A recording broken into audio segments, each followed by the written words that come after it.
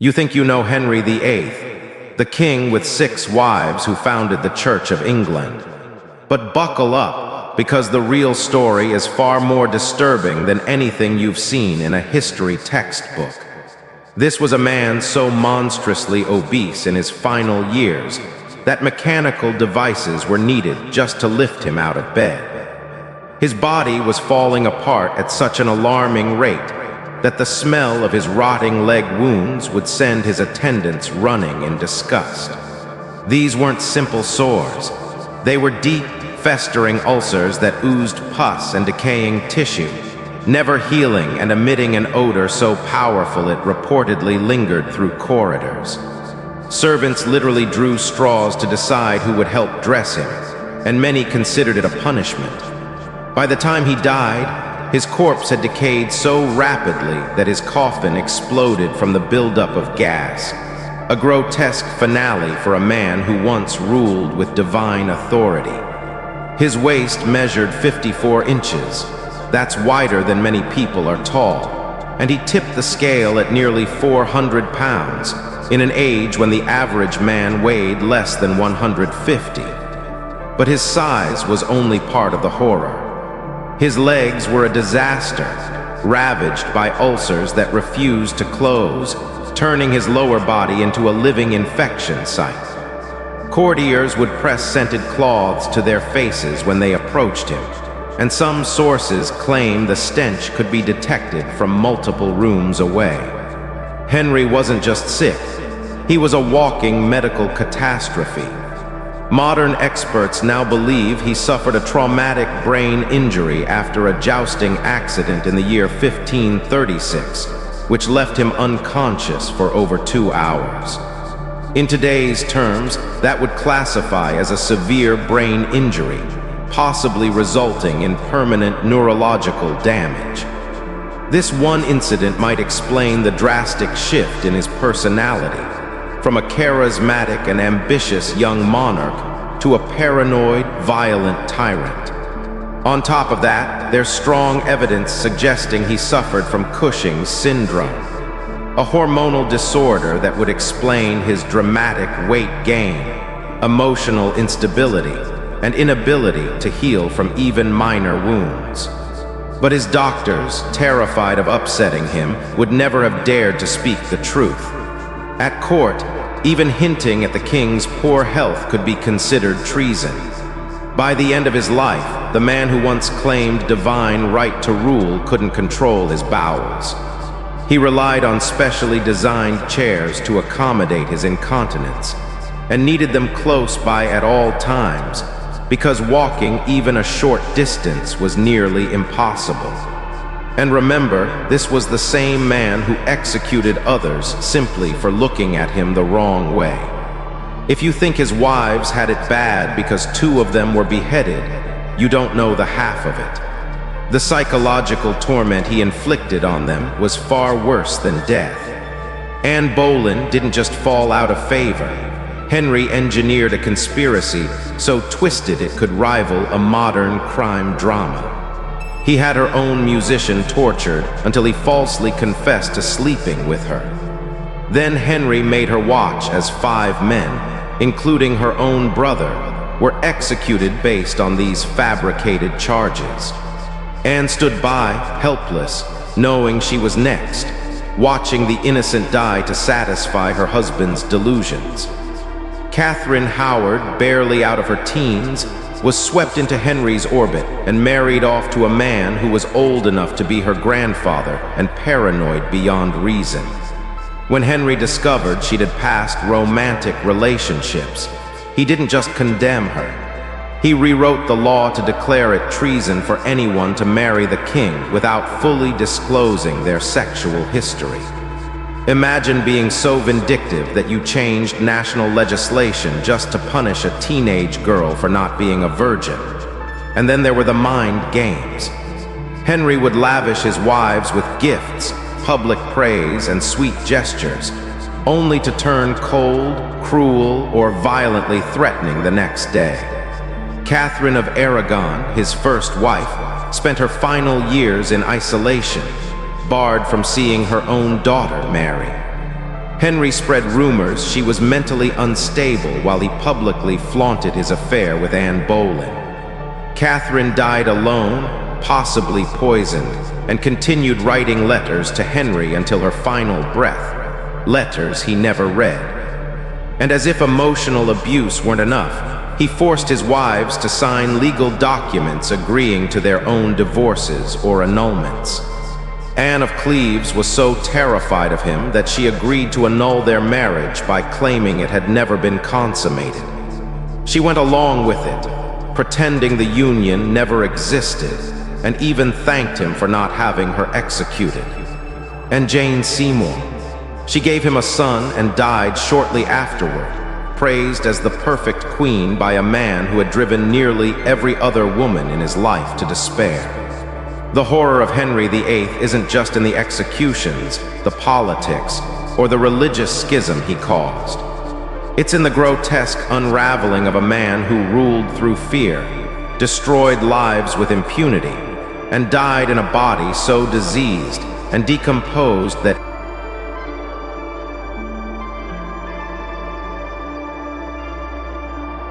Seymour, the so-called lucky one, only escaped Henry's wrath by dying of natural causes. But even that wasn't free of cruelty. She passed from complications after giving birth to Henry's long-awaited son, and before her body had even cooled, Henry was already eyeing his next bride. He waited exactly 9 days after her funeral before beginning the process of securing another wife. That's how little regard he had for human beings, treating wives like items on a checklist. And for the women in his life, there was no such thing as a safe exit. Divorce was off the table. Running away meant guaranteed execution, and trying to stand up to him. That was a death sentence not just for the woman herself, but possibly for her entire bloodline. The weight of Henry's wrath could crush families, and if his marriage habits were brutal, his eating habits bordered on the surreal. Think competitive eating is outrageous today. Henry VIII made modern eaters look restrained. He reportedly consumed around 5,000 calories every single day, more than twice the recommended intake for an active adult male. And this was a man who, by the end of his life, could barely shuffle across a room. His meals weren't just massive, they were theatrical. A typical feast might include an entire roasted boar, multiple whole chickens, platters of fresh-caught fish, towers of bread, and gallons of wine. His household kitchens produced over 800 dishes daily just to accommodate the royal appetite. Henry personally sampled dozens of them, sometimes for hours at a time. The kitchens required over 200 full-time staff members, working constantly just to keep up with one man's endless hunger. But what made it even stranger was the bizarre superstition wrapped around every bite. Henry genuinely believed that certain foods had magical powers. He thought that eating swan would grant him grace, venison would improve his skill in hunting, and oysters would enhance his bedroom performance. He devoured these in absurd quantities, convinced they were medieval superfoods. And then there were his rituals. No food ever reached his plate until it had been tasted by multiple servants. And even then, he insisted on waiting at least 30 minutes after their sampling to make sure they didn't drop dead from some slow-acting poison.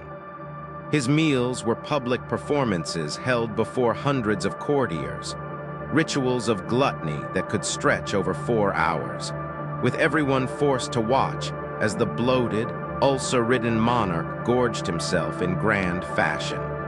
To top it off, he banned certain foods from court, not because they were unhealthy, but because he considered them too common for his royal table.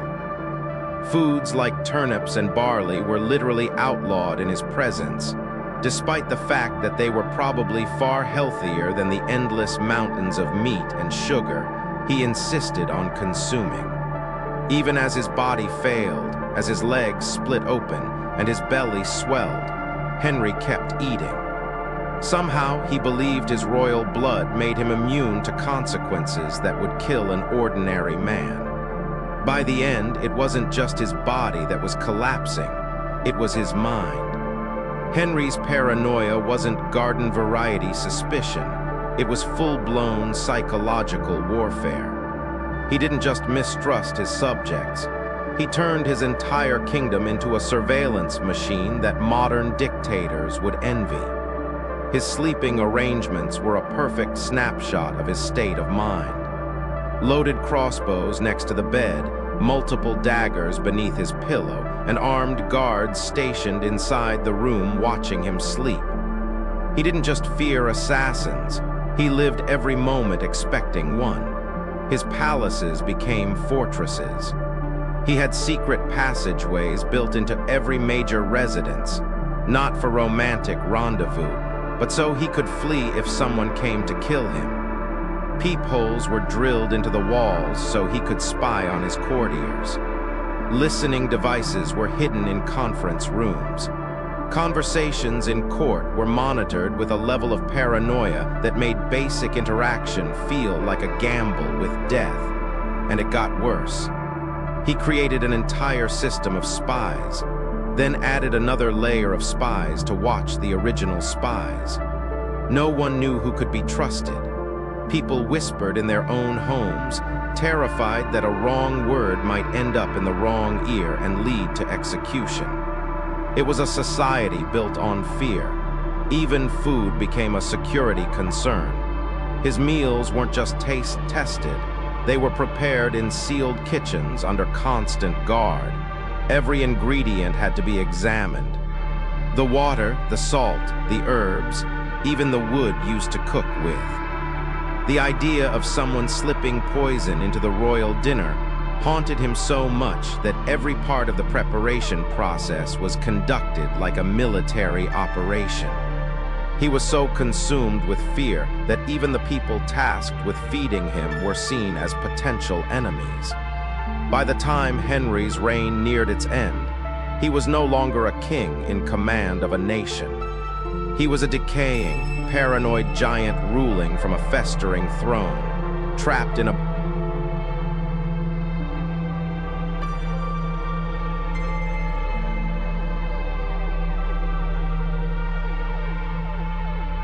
Henry's fear of being poisoned became so intense that even eating a simple meal required military-level coordination. Nothing entered his mouth without being sampled, observed, and vetted by layers of servants and tasters, many of whom waited half an hour just to prove they wouldn't drop dead from slow-acting toxins. But food was only the beginning. His paranoia extended to every corner of his life, including his own children. Princess Mary and Princess Elizabeth, his daughters, were placed under constant surveillance. These were not grown conspirators or rebellious nobles. They were children. Yet Henry treated them like potential enemy agents inside his own palace, convinced they were plotting to seize his throne. His delusions didn't stop at suspicion. They bled into full-blown, preemptive punishment. He began executing people not for what they had done, but for what he imagined they might do. If he dreamt that someone had betrayed him, that was reason enough to order their execution. If a courtier hinted that someone might turn disloyal someday, that was all it took to send them to the Tower of London. The prisons overflowed with men and women whose only crime was being in the wrong place at the wrong time, while the king was in one of his darker moods. And the worst part? His madness was contagious. The entire royal court fell under the spell of Henry's delusional fears. Nobles began spying on each other to gain favor or avoid suspicion. Servants betrayed masters. Friends turned on one another in whispers and secret letters.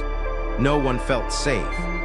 One careless word, one misinterpreted look, one imagined offense, and your head might be on the chopping block by morning. Fear wasn't just in the air. It was in the architecture of the palace, in the way courtiers spoke, walked, and even breathed around the king. But if you thought his tyranny ended with his final breath, think again. Even death couldn't silence the chaos that followed Henry VIII. By the final weeks of his life, his body had deteriorated into something out of a horror film. He could no longer walk. He was so monstrously heavy that his staff had to carry him from room to room using a reinforced chair fitted with pulleys and wheels. His leg ulcers had rotted to the point that pieces of dead flesh fell off as they moved him. Palace servants followed behind with cloths and bowls to scoop up the decaying chunks of their king. His skin was stretched tight and glossy from swelling. The stench of his infected body filled rooms so completely that even his battle-hardened doctors had to flee the chamber and vomit. No one wanted to go near him, not even to check if he was actually dead. He died in that grotesque state, bloated, diseased, and reeking of the decay that had consumed him from the inside out. And then came the final indignity.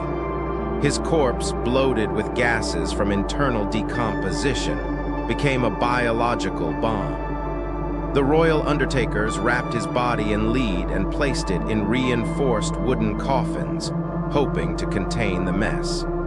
But as the funeral procession rolled out of London toward Windsor Castle, those precautions failed. Somewhere along the route, the pressure became too much.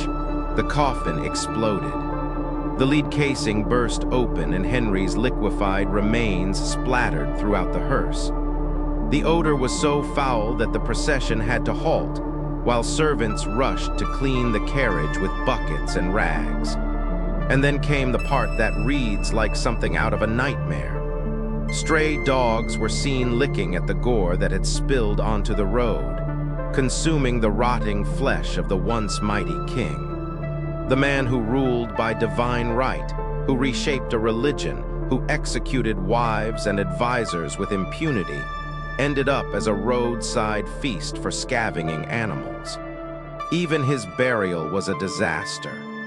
They had to widen the grave to fit the oversized coffin, and the ground beneath kept collapsing from the sheer weight of the lead and the corpse inside. It took several attempts to lower him into the tomb without the earth giving way again. And still, the horror didn't end. For years after his burial, people near the site of his tomb reported strange noises and a persistent foul smell. Some swore it was his ghost, but historians now believe it was more likely the continued release of gases from his decomposing body trapped underground. Several members of the funeral staff who had come into contact with his remains reportedly died within weeks, possibly from infections caused by the toxic mix of pus, rot, and human waste they had handled during the burial process.